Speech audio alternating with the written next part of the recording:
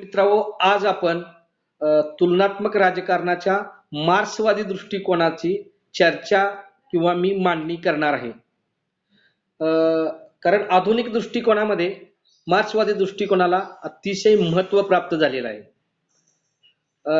तुलनात्मक राजकारण अभ्यासण्यासाठी विविध दृष्टिकोन अभ्यासणं, जसं पारंपरिक दृष्टिकोन अभ्यासणं गरजेचं आहे, तसंच आधुनिक दृष्टिकोन हे अभ्यासणं गरजेचं आहे. आणि त्या आधुनिक दृष्टिकोनामधील मार्क्सवादी दृष्टिकोन म्हणजे आधुनिक दृष्टिकोन आणि मार्क्सवादी दृष्टिकोन हे वेगवेगळे दृष्टिकोन आहेत, लक्षात ठेवायचं. त्याचा आपण आज मार्क्सवादी दृष्टिकोनाचा उहापोह करणार आहे.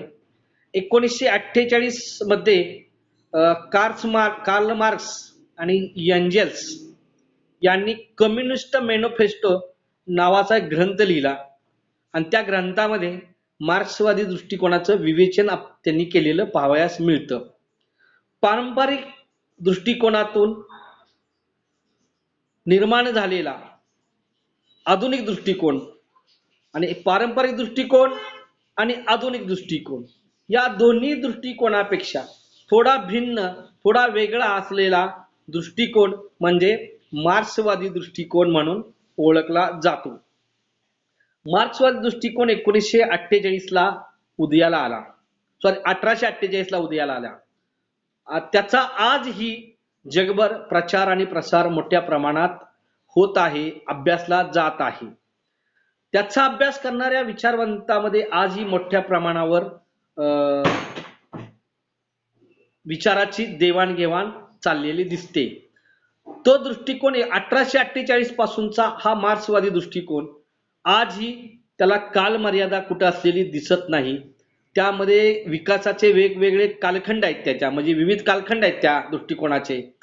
त्यामध्ये स्टॅलिन, लेनिन, माओ इत्यादी विचारवंतांनी वेगवेगळ्या पद्धतीनं त्यांच्या पद्धतीनं त्यांनी भर घातलेली आपल्याला पाहावयास मिळते. म्हणून तो दृष्टिकोन असा काल सापेक्ष म्हणून गणला जातो. मार्क्सवादामध्ये मार्क्सवाद हा एकच दृष्टिकोन आहे, पण आधुनिक दृष्टिकोनामध्ये आधुनिक दृष्टिकोन म्हणजे डेव्हिड इस्टनचा दृष्टिकोन आहे, तुम्हाला रचनात्मक आल्मंडचा दृष्टिकोन आहे, असे वेगवेगळ्या विचारवंतांचे दृष्टिकोन, टॉलकट पार्सनचा दृष्टिकोन आहे, असे तुम्हाला दृष्टिकोन पाहावयास मिळतील. परंतु मार्क्सवादी दृष्टिकोनामध्ये फक्त मार्क्सवादी दृष्टिकोन हा एकच दृष्टिकोन तुम्हाला पाहावयास मिळतो. मार्क्सवाद हा आर्थिक घटकांना सर्वाधिक महत्त्व देतो. विद्यार्थी मित्र, इतर घटकांना त्यामध्ये दुय्यम स्थान आहे, एकदम दुय्यम स्थान आहे, त्याच्यामध्ये जास्त विचार केला जात नाही. राज्यशास्त्रात मार्क्सवाद दृष्टिकोन हा अत्यंत महत्त्वाचा दृष्टिकोन म्हणून ओळखला जातो. हा दृष्टिकोन समजण्यासाठी आपण आता थोडक्यात ह्या दृष्टिकोनामध्ये काय, आधुनिक दृष्टिकोनामध्ये दोन मुद्दे फरकाचे पाहूया आणि मार्क्सवादी दृष्टिकोन या दोघातले दोन तत्वचे मतभेद आहेत ते आपण फरकाच्या स्वरूपात पाहूया, दोन मुद्द्याच्या स्वरूपात, म्हणजे तुम्हाला आधुनिक दृष्टिकोन आणि मार्क्सवादी दृष्टिकोन समजेल. आधुनिक दृष्टिकोन कसा आहे तर आधुनिक दृष्टिकोन जे आहेत त्या विचारवंताच्या मते राजकीय व्यवस्थेत समतोल ठेवण्याचा प्रयत्न करतात. म्हणजे राजकीय व्यवस्था या समतोल व्यवस्थेमध्ये समतोल ठेवण्याचा प्रयत्न करतात. समतोल बिघडला की राजकीय व्यवस्था अस्थिर बनते, असं आधुनिक दृष्टिकोनवाद्यांचं मत आहे. तर मार्क्सवादी दृष्टिकोन आहे त्यांचं मत काय आहे तर त्यांना राज्यविहीन समाज रचनेचा ते पुरस्कार करतात. राज्याची संकल्पना ते मान्य करत नाहीत. त्यांच्या मते राज्य व्यवस्था नष्ट झाली पाहिजे. हा पहिला मुद्दा दोन्ही दृष्टिकोनातल्या फरकाचा आहे. दुसरा मुद्दा या दृष्टिकोनातला दोन्हींचा आहे तो म्हणजे आधुनिक दृष्टिकोनात राज्य व्यवस्था सर्वश्रेष्ठ आहे, तिने घेतलेले निर्णय हे महत्वाचे असतात, हे आधुनिक दृष्टिकोनामध्ये आहे. तर मार्क्सवादी दृष्टिकोनामध्ये काय आहे तर मार्क्सच्या मते राजकीय व्यवस्था ह्या आर्थिक घटकावर, आर्थिक पायावर आधारित असतात, उभ्या राहिलेल्या असतात. म्हणून त्यांनी निर्णय निर्धारणाला महत्व न देता आर्थिक घटकाला महत्व द्यावं असं मार्क्स म्हणतो. हे जे दोन मुद्दे त्या दोन्हीतल्या फरकाचे आहेत त्यातनं आपल्याला आधुनिक दृष्टिकोन आणि मार्क्सवादी दृष्टिकोन थोडाफार समजून येईल. आता तुलनात्मक राजकारणामध्ये मार्क्सवादी दृष्टिकोन याकडे आपण आता थेट अभ्यासाकडे वळूया. पारंपरिक व आधुनिक या दोन्ही दृष्टिकोनापेक्षा हा दृष्टिकोन हा जर थोडा भिन्न आहे, वेगळा आहे. कारण हा मार्क्सवादी दृष्टिकोन आहे. कालखंडानुसार विचार करता मार्क्सवादी दृष्टिकोन प्रथमतः 1848 मध्ये मार्क्स व एंजिल्स यांनी लिहिलेल्या कम्युनिस्ट मॅनिफेस्टो या ग्रंथात मांडलेला दिसतो. रिकाम्या जागेला येण्याची बऱ्याच वेळा चिन्ह असतात.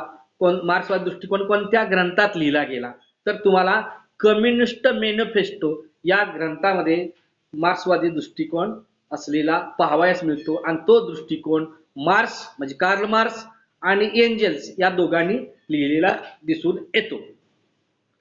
मार्क्स व एंजेलने मूलतः हा दृष्टिकोन मांडला असला तरी त्यामध्ये आणि त्यानंतरच्या अनेक मार्क्सवादी विचारवंतांनी त्यामध्ये भर घातलेला आपल्याला पाहावयास मिळतो. आणि म्हणूनच हा दृष्टिकोन आजच्या संदर्भातही तितकाच महत्वपूर्ण आहे. का महत्वपूर्ण आहे, तर सुरुवातीला 1848 ला जो दृष्टिकोन मार्क्सवादी मांडला गेला त्याच दृष्टिकोनात नंतरच्या काळामध्ये म्हणजे जे वेगवेगळे विचारवंत आहेत त्यामध्ये आपल्याला प्राधान्याने बघा स्टॅलिन, लेनिन, माओ यांनी भर घातली. त्यामुळे हा दृष्टिकोन आजही आजच्या संदर्भात जसाच्या तसा वापरता येतो. हे एक वेगळं वैशिष्ट्य या मार्क्सवादी दृष्टिकोनाचं आपल्याला पाहता येईल. आधुनिक किंवा पारंपरिक दृष्टिकोन पूर्णतः वेगळा आहे, कारण त्याचे आकलन या दोन दृष्टिकोनाच्या संदर्भात न करता एक स्वतंत्र मार्क्सवादी दृष्टिकोन म्हणून करण्याची गरज आहे. कारण तो आजही तागायत जसाच्या तसा लागू पडतोय. आधुनिक दृष्टिकोनामध्ये David Easton, Talcott Parson, Almond Powell, Gabriel Almond या प्रशासकीय राजकीय विचारवंतांनी त्या व्यवस्थेचा स्थैर्याला व समानतेला महत्व दिलेलं दिसते आधुनिक दृष्टिकोनामध्ये. परंतु मार्क्सवादी विचारवंत आणि स्वतः मार्क्स मात्र राजकीय व्यवस्थेच्या स्थैर्याला न महत्व देता राजकीय व्यवस्था विलय ऱ्हास कशी पावल, नष्ट कशी होईल, राज्यहीन समाजरचना कशी निर्माण होईल, वर्गहीन समाज कसे निर्माण होतील याकडे ते प्राधान्यानं लक्ष देताना पाहिलं जाते. म्हणजे थोडक्यात काय, तर आधुनिक दृष्टिकोन राजकीय व्यवस्था मजबूत बळकट करण्यावर भर देतात, तर मार्क्सवादी दृष्टिकोन राजकीय व्यवस्था नष्ट कशी होईल, राज्यविहीन कशी होईल यावर जोर देताना भर देताना आपल्याला पाहावयास मिळेल. आधुनिक दृष्टिकोनाचे पारंपरिक प्रवर्तक जे आहेत ना, ते राजकीय व्यवस्थेच्या व पर्यायाने जगाचे विश्लेषण करण्यामध्ये धन्यता मानतात. म्हणजे राजकीय व्यवस्था आणि जग यांचं विश्लेषण करण्यामध्ये आधुनिक दृष्टिकोन म्हणजे त्यामध्ये व्यवस्थावादी, रचनात्मक कार्यवादी दृष्टिकोन असेल त्यांचे जे पुरस्कर्ते आहेत त्यात धन्यता मानतात. म्हणजे राजकीय व्यवस्था टिकली पाहिजे याच्याकडे ते जास्त लक्ष देतात आणि त्याचं विश्लेषण करण्यावर जास्त देतात. या उलट मार्क्सवादी दृष्टिकोन कसा आहे, राज्य व्यवस्था पर्यायानं जग पूर्णतः बदलण्याचा संकल्प करतात, पर्याय देतात. म्हणजे हा त्यातला फरक आपल्याला जाणवेल. तुलनात्मक राजकारणाचा मार्क्सवादी दृष्टिकोन हा पूर्णतः शास्त्रीय असून तो प्रागतिक आहे, आधुनिक आहे असं म्हटलं जातं. या दृष्टिकोनानं समाजाचं ऐतिहासिक दृष्टिकोनातून विश्लेषण करण्याचा प्रयत्न केलेला पाहावयास मिळतो आपल्याला. ऐतिहासिक भौतिकवाद किंवा द्वंद्वात्मक भौतिकवाद या संकल्पनाचा आधार घेऊन मानवी विकासातील बदलते टप्पे वर्गीय संघर्षाच्या माध्यमातून मांडण्याचा प्रयत्न हा दृष्टिकोन करताना दिसतो आणि त्या जोगे व्यवस्थेचे शास्त्रीय पद्धतीने विश्लेषण करण्याचा प्रयत्न मार्क्सवादी दृष्टिकोन करत असलेला दिसतो. या दृष्टिकोनामुळे राज्य संस्था या संकल्पनेकडं पूर्णतः वेगळ्या दृष्टीतून पाहतात. राज्याचा उदयच मुळी वर्गीय संघर्षातून अपरिहार्य परिणती म्हणून बघितला जातो. म्हणजे वर्गीय संघर्षातून राज्य निर्माण झालेलं आहे असं मार्क्सवादी दृष्टिकोनाचं मत आहे. राज्य हे वरिष्ठ वर्गाच्या हातातील एक साधन असून त्याद्वारे नाहिरे वर्गाची पिळवणूक आणि केली जाते, म्हणून मार्क्सवादी दृष्टिकोन त्याला पिळवणुकीचे साधन मानतो. म्हणजे थोडक्यात काय आहे तर मार्क्सवादी दृष्टिकोन समाजामध्ये अहिरे वर्ग आणि नाहिरे वर्ग, नाहिरे वर्ग म्हणजे कोण? कामगारांचा वर्ग, म्हणजे त्याच्याकडे काय दुसरं नाही, काम करण्याशिवाय त्याच्याकडे दुसरं काही उत्पादनाचं साधन नाही. आणि अहिरे वर्ग जो आहे त्याच्याकडे सर्व काही आहे, म्हणजे भांडवलदारांचा वर्ग आहे, म्हणजे त्यांच्याकडे पैसा आहे, त्यांच्याकडे भांडवल आहे, त्यांच्याकडे सर्व गोष्टी आहेत. अहिरे वर्ग आणि नाहिरे वर्ग अशा दोन वर्गाची निर्मिती मार्क्सवादी दृष्टिकोन करतो आणि त्याचं विश्लेषण आपण आता इथून पुढे पाहणार आहोत. पुढे बघा, अहिरे वर्गाच्या हातातील नाहिरे वर्ग हे एक पिळवणुकीचं साधन आहे असं मार्क्सवादी दृष्टिकोन म्हणतो. मार्क्सवादी दृष्टिकोनामध्ये राज्याचा विलय हे अंतिम ध्येय आहे. राज्याचा विलय झाल्यानंतर, विलय म्हणजे ऱ्हास, राज्य नष्ट होणे झाल्यानंतर जी वर्गहीन व राज्यहीन समाज रचना प्रस्थापित होईल तिथे पिळवणुकीला थरा असणार नाही अशी समाज रचना निर्माण करणे हे मार्क्सवादाचं अंतिम ध्येय आहे.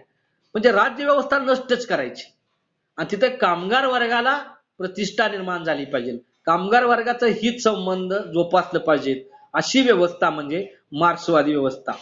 आणि त्या संदर्भात विचार करता तुलनात्मक राजकारणाचा मार्क्सवादी दृष्टिकोन राज्य व्यवस्थेकडे पूर्णपणे वेगळ्या दृष्टिकोनातून पाहतो आणि लक्ष देतो, हे इथं नोंद करणं महत्वाचं आहे. मार्क्सवादी दृष्टिकोनानं आपली चर्चा व्यवस्था, उपव्यवस्था, कार्य, संरचना यापुरती मर्यादित न ठेवता व्यवस्थेच्या मुळाशी जाण्याचा प्रयत्न केलेला आहे. म्हणूनच आर्थिक घटक प्रत्येक व्यवस्थेची वर्गीय रचना निश्चित करत असतात आणि ज्याप्रमाणे उत्पादनाच्या आणि वितरणाच्या साधनामध्ये बदल होत असतो त्याप्रमाणे राज्यामध्ये बदल होतो असे विश्लेषण मार्क्सवाद्यांनी सांगितलंय. म्हणजे काय?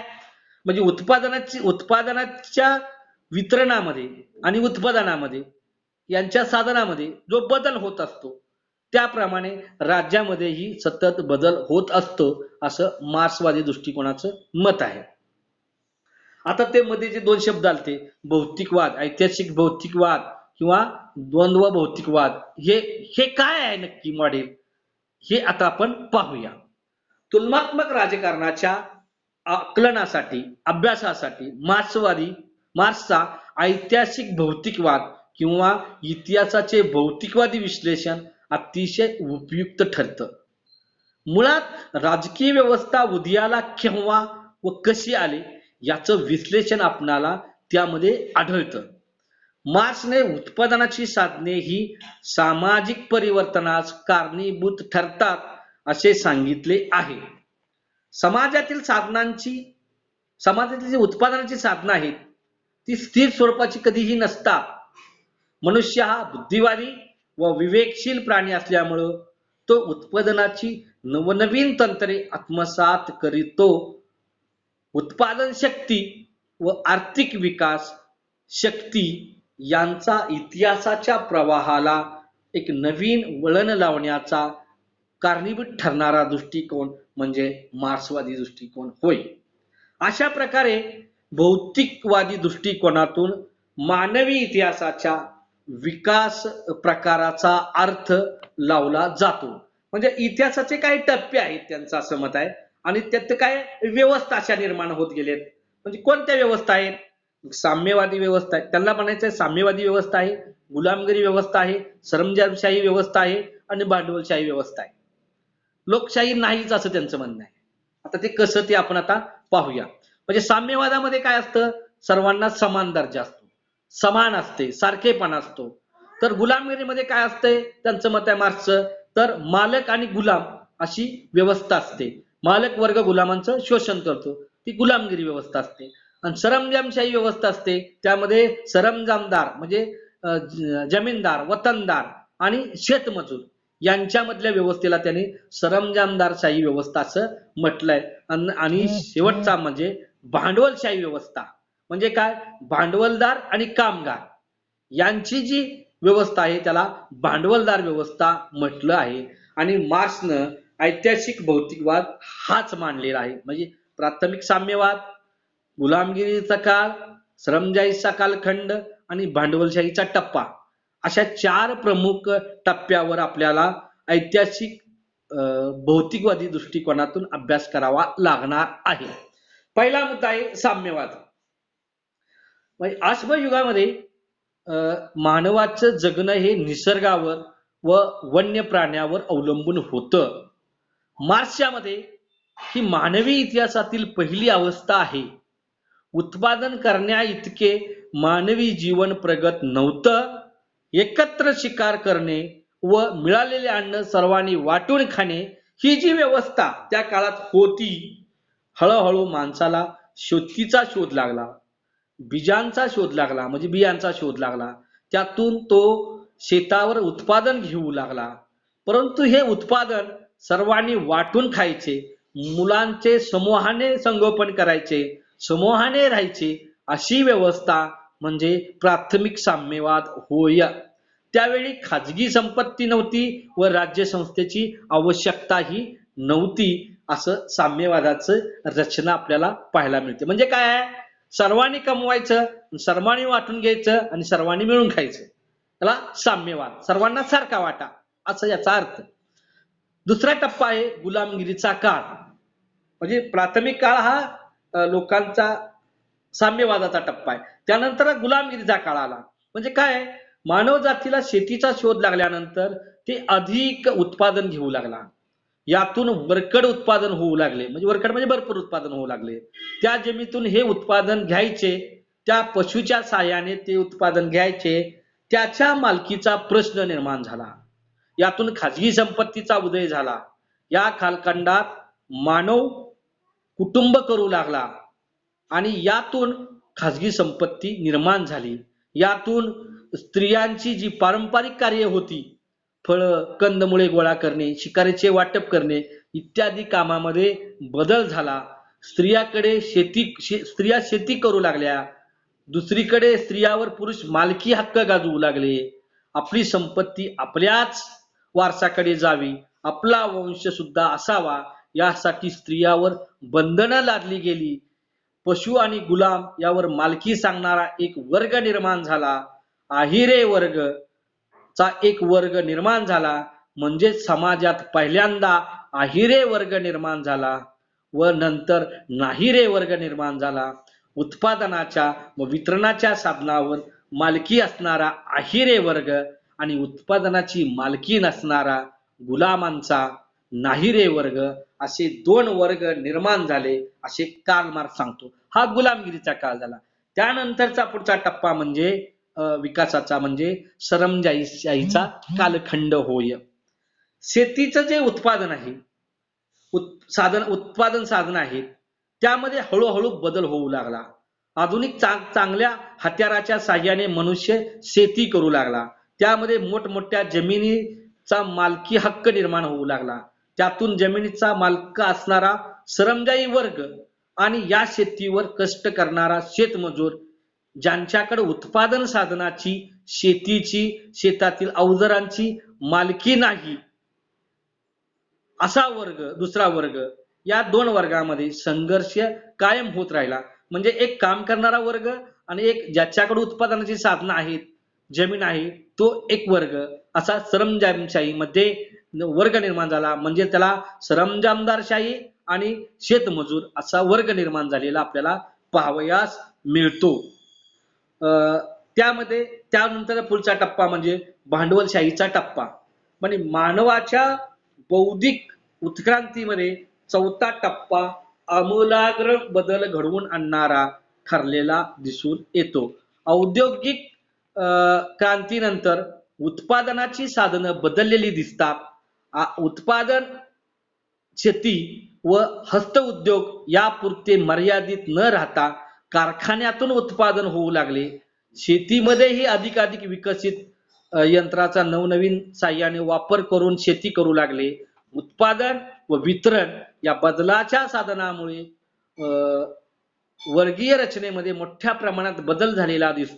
भांडवलदाराचे भांडवलदाराचे भांडवलदाराचे आणि कामगाराचे आहिरे व नाहिरे वर्ग निर्माण झालेले पाहावयास मिळतात. त्यांच्यातील वर्गीय संघर्षात बदल झाला व पर्यायाने व्यवस्थेतील इमारती म्हणजे धर्म, कला, संस्कृती यामध्ये बदल झालेला दिसतो. थोडक्यात काय मार्क्सला इथं सांगायचं, ही 4 टप्पे सांगितल्यानंतर त्यांचं असं मत आहे, राज्य म्हणजे ही इमारत आहे. ही इमारत कशाच्या पायावर उभा राहिलेली आहे, तर उत्पादन साधनं आणि आर्थिक घटकावर त्याचा पाया आहे. आणि त्याच्यावर जी इमारत उभा राहिलेली आहे त्यामध्ये कला आहे, संस्कृती आहे, साहित्य आहे, ज्ञान आहे, विज्ञान आहे, धर्म आहे. म्हणजे कार्ल मार्क्सनं जे व्यवस्थेचं स्वरूप सांगितले, मार्क्सवादी व्यवस्थेचं, ते स्वरूप म्हणजेच आपल्याला इमारत आणि पाया या 2 घटकामध्ये पाहावयास मिळते. आता थोडक्यात आपण हे काय प्रारूप आहे मार्क्सवादाचं ते पाहूया. मार्क्सवादी दृष्टिकोनातून तुलनात्मक राजकारणाचा अभ्यास करताना व्यवस्था दृष्टिकोन किंवा रचनात्मक कार्यवादी दृष्टिकोनाच्या प्रवक्त्यांनी ज्या पद्धतीनं राजकीय व्यवस्थेची मांडणी केली त्यापेक्षा भिन्न पद्धतीनं मार्क्सवादाची राजकीय व्यवस्थेची मांडणी आपल्याला पाहावयास लागेल. त्यातला पहिला म्हणजे मुद्दा आहे इमारत आणि दुसरा मुद्दा आहे पाया. वरील प्रारूपाप्रमाणे म्हणजे इमारत आणि पायाप्रमाणे पाया व इमारत या 2 संकल्पनाच्या आधारे मार्क्सवादी राजकीय व्यवस्थेचे विश्लेषण करण्यात येते. मार्क्सवादी दृष्टिकोनानुसार वितरणाची आणि उत्पादनाची साधने हा प्रत्येक व्यवस्थेचा पाया आहे, पाया असतो. म्हणजेच आर्थिक व्यवस्था ही व्यवस्थेची पायाभूत घटक आहे. ज्याप्रमाणे उत्पादनाची साधने बदलतात त्याच स्वरूपात त्या वर्गातील वर्ग बदलतात व त्यांच्यातील संघर्ष बदलतो. याच पायावर व्यवस्थेची इमारत उभी असते आणि या इमारत संकल्पनेत मार्क्सवादी सामाजिक, सांस्कृतिक, बौद्धिक, धार्मिक इत्यादी गोष्टी त्यांना अपेक्षित आहेत असं सांगतात.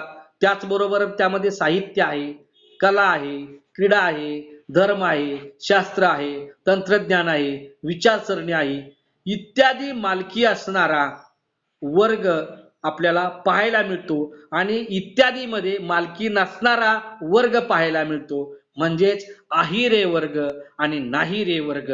थोडक्यात काय, अहिरे वर्ग म्हणजे भांडवलदारांचा वर्ग आणि नाहिरे वर्ग म्हणजे कामगारांचा वर्ग. मार्क्सचं म्हणणं आहे राज्य संस्था ही अहिरे वर्गाची हुजरेगिरी करते, अहिरे वर्गाच्या बाजूने नेहमी कल देते, अहिरे वर्गाच्या बाजूने असते, नाहिरे वर्गाला ती त्याचं शोषण करते, त्याची कुचंबना करते. अशा पद्धतीने अहिरे वर्ग आणि नाहिरे वर्ग असे 2 वर्ग मार्क्सवादी दृष्टिकोनामध्ये आपल्याला पाहावयास मिळतात. राज्य नष्ट केलं म्हणजे राज्यविहीन समाज रचना निर्माण होईल आणि त्यामध्ये फक्त 2च वर्ग असतील, एक कामगार वर्ग आणि 2 मालक वर्ग. म्हणजे कामगार वर्ग ने केलेलं काम अधिक. त्याच्यासाठी तुम्हाला एक उदाहरण सांगतो मी. म्हणजे एक छत्री आहे. साम्यवाद म्हणजे काय थोडक्यात, तर एक छत्री आहे, ती छत्री निर्माण करण्यासाठी लागणारं भांडवल 5 रुपये जर आलं आणि ती छत्री जर विकली आणि तिचं 10 रुपये आलं तर कार्ल मार्क्सचं मत आहे, मार्क्सवाद दृष्टिकोनाचं मत आहे, छत्री निर्माण करण्यासाठी लागणारा खर्च आणि कामगार वर्गाने ती छत्री निर्माण केली म्हणून त्यांचा मेहनत हे 2 इक्वल आहे. लक्षात आलं का, हे इक्वल आहे. त्यामुळं मिळणारा जो 5 रुपये नफा आहे, म्हणजे 5 रुपयाची छत्री 10 रुपयाला विकली तर 5 रुपये जो नफा आहे त्यातला 2.5 रुपये मालकांना घ्यावेत आणि 2.5 रुपये कामगारांना द्यावेत, म्हणजे समसमान वाटा. तू भांडवल निर्माण करून तू छत्रीसाठी मटेरियल तयार केलं आणि कामगारांनी ती छत्री तयार केली, त्यामुळे हे दोन्ही समसमान आहेत. परंतु ही छत्री विकल्यानंतर मिळणारं जे नफा आहे, त्या नफ्यामध्ये कामगारांचाही वाटा सारखा असला पाहिजे आणि मालकाचाही वाटा सारखा असला पाहिजे. अशा पद्धतीनं मार्क्सनं आपलं मार्क्सवादी मॉडेल सांगितलेलं पाहावयास मिळतं. सरंजामशाही व्यवस्थेकडून जेव्हा भांडवलशाही व्यवस्थेकडे संक्रमित झालं, तेव्हा उत्पादनाच्या साधनामध्ये तर बदल झालाच, परंतु भौतिक घटकामध्ये सुद्धा मोठ्या प्रमाणात बदल झाला आणि तो बदल, त्याचा परिणाम म्हणजे इमारत घटकामध्ये झालेला बदल, झालेल्या उत्पादनाचा बदल, म्हणजे उत्पादन आणि उत्पादन घेणारा वर्ग, मालक वर्ग हे घटक लक्षात घेणं अतिशय गरजेचं आहे. थोडक्यात काय तर जागतिक स्तरावर विचार केल्यास या मार्क्सवादी दृष्टिकोनाचा प्रत्येक राजकीय व्यवस्थेमध्ये आहेरे वर्ग आणि नाहिरे वर्ग यांच्यामध्ये संघर्ष सतत झालेला पाहावयास दिसतो. पाश्चिमात्य देशामध्ये आहेरे वर्गात मोडतात, तर तिसऱ्या जगातील जी अप्रगत राष्ट्र आहेत ते नाहिरे जगात मोडतात, कारण या राष्ट्राकडे नवनवीन टेक्नॉलॉजी नाही, नवनवीन तंत्रज्ञान नाही आणि जे पाश्चिमात्य देश आहेत म्हणजे आहेरे वर्ग आहे त्यांच्याकडे सर्व काही टेक्नॉलॉजी आहे. त्यामुळं त्यांनी या वर्गाचं शोषण मोठ्या प्रमाणात केलेलं दिसून येतं. म्हणून कार्ल मार्क्स याला विरोध करतो आणि जागतिक पातळीवर या दृष्टिक्षेपास तो हस्तक्षेप करतो आणि तो सांगतो की जे आहेरे वर्ग आहे त्यांनी नाहिरे वर्गाचं शोषण करू नये, त्यांनी शोषण थांबवावं. अशा पद्धतीनं आंतरराष्ट्रीय राजकारणासंबंधीचा मार्क्सवादी दृष्टिकोन आपल्याला अभ्यासता येईल, उपयुक्तही होईल आणि अशा पद्धतीनं आपल्याला मार्क्सवादी दृष्टिकोन अभ्यासता येतो.